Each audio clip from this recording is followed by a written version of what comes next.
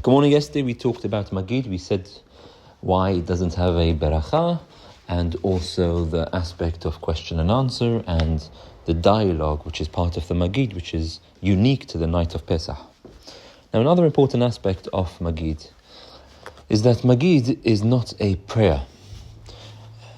The purpose of Maggid is a springboard for discussion to retell the story of leaving Egypt and all the midrashim and all the words of our hachamim with regards to it. It's not, if a person reads a story and reads a story in a language which he or she doesn't understand, one can't say that they've read that story, because if you haven't understood it, then you can't say you've read it. You may have read the words, but that's not called that you've actually read it and understood it. And so with Maggid, it's not just about reading the words of the Haggadah and going through each paragraph. It's about understanding what's being said, because the essence of the mitzvah, as we explained yesterday, it's a biblical mitzvah to retell the story. And if a person retells the story in a language which he doesn't understand, then they haven't fulfilled the mitzvah. This is why it's crucial to explain, to translate, and to understand the critical parts of the Haggadah. What are the most important parts of the Haggadah? So, there's a debate in the Gemara when we talk about leaving Egypt. We have to be matchil bignutum sayim b'shevach, which means you begin with the bad parts and you end with the good parts.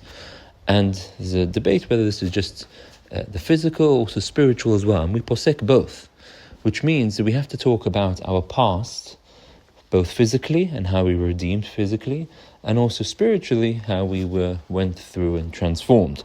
And we do this firstly with Avadim Hayinu, where we say we were servants and HaKadosh Baruch Hu took us out, freed us from the physical bondage, and now we have the exodus, the physical exodus. But also we do this through Mitehila Hayu of Avodah Zarah. Our ancestors served Avodah Zarah, and Terach Avi Avraham served Avodah Zarah, and then we developed and we became an Am, and we have the covenant and all of that. And so really the crucial parts of the Haggadah, which a person needs to read and understand and translate if they don't understand Hebrew, is Manishtana Avadim Hayinu, as we explained yesterday. It's the question and answer, and that's the physical aspect of our freedom. And also Mitehila Hayu Avotenu Avodah Zarah. In the beginning, our ancestors, we begin with the bad, with the past. Our ancestors spiritually were poor, and then we were transformed and we received the Torah. And also at the end of the Haggadah, where we say the three things, Pesach, Matzah, Maror, every person is obligated to say. These are really the crucial parts, and these parts should be read, translated and explained and elaborated upon, because these are the crucial parts of the Haggadah. If a person the next most important part for a person to understand is the paragraphs of B'chol Dor Vador, in every generation, Hayav Adam Laharot et Atzmo, and Halach Ma'anya, and the 10 plagues.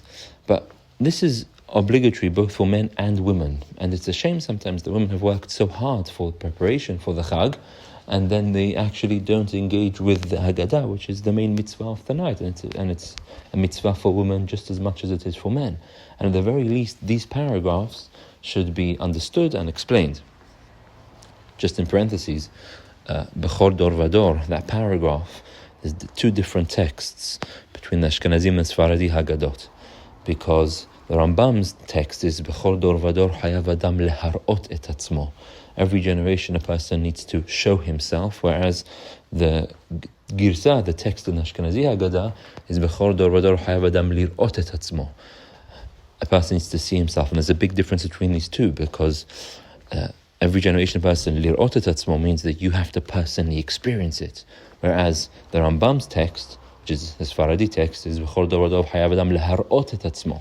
In every generation, a person is obligated to show. You may not actually fully feel it and experience it, but at the very least to show, to do actions, to try to reawaken and bring to life the story. Now, another important point with the Haggadah is that this mitzvah of retelling the story isn't just what's written in the Haggadah. The Hachamim gave us the structure of the Haggadah to use as a springboard for discussion about the mitzvah of leaving Egypt. One can fulfill the mitzvah of retelling the story just by talking about leaving Egypt, reading the paragraphs in the Torah and the Midrashim on it, and going through it all. The Chachamim gave us these paragraphs as a springboard. It doesn't mean just when you've done that, you've fulfilled the mitzvah. Remember, as we explained yesterday, the mitzvah of Haggadah is a mitzvah which is an entire night. And in fact, the Shulchan Aruch writes that a person should be so engaged in it that a person shouldn't go to sleep. A person should fall asleep talking about the mitzvah of talking about the Exodus and the Sipur Yetziat Mitzrayim. And so it's not limited. My point is, it's that one shouldn't just read the Haggadah and think, okay, I've done the mitzvah reading the Haggadah. It's much more than that. Firstly, a person needs to understand it, at the very least, the crucial parts, and also it's not limited to just that. A person can find other books, there's books like the Me'am Ro'ez or other kinds of Midrashim, which discuss the Exodus and all the miracles that came about and everything else. That's also, and it's not limited to the Maggid, it's also during the rest of the evening, during the meal, during the other parts of the night. And so that's an important part. And one final point I'll say is that we mustn't forget that the mitzvah is for the father to tell the children. Often children come home with so many divrei Torah and all wonderful ideas, and they end up leading the Seder because they're telling their parents. Really, it's meant to be the other way around. The parents are meant to be telling the children the story and not vice versa. So it's just important to recognize that it's wonderful to hear the children with all their ideas which they've learnt in school and to share them at the table. But ultimately, it's incumbent upon the father and the Balabai to actually translate the crucial paragraphs and to say the story in the most basic terms so everyone understands it and it's passed on from generation to generation.